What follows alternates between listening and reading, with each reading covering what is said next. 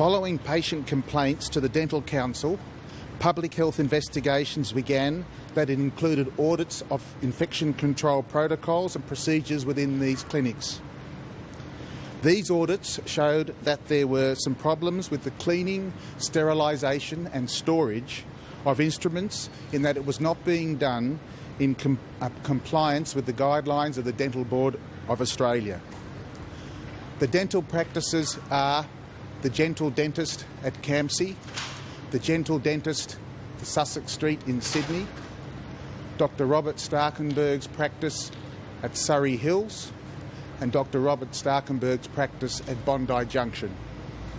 In March, the Dental Council suspended the registration of Dr. Samson Chan, the owner and principal dentist of the Gentle Dentist at Campsie and Sussex Street, Sydney. We also suspended 4 other dentists at Dr. Chan's practices and imposed conditions on 6 other dentists. Part of the monitoring of these conditions includes ongoing inspections of the practices where these dentists are currently employed. In December, the Dental Council also took urgent action to suspend sole practitioner Dr. Robert Starkenberg, who practiced at Bondi Junction and Surrey Hills.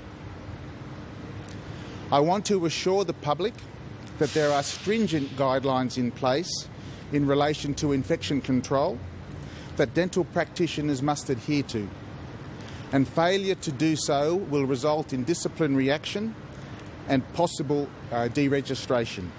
It's believed there is a low risk of transmission of infectious diseases in these circumstances, and recommending that some of the patients who had invasive procedures at the Gentle Dentists, and that's around 11,000 patients, and all the patients who had procedures with Dr. Starkenberg see their GP for testing for HIV, hepatitis B and hepatitis C as a precaution.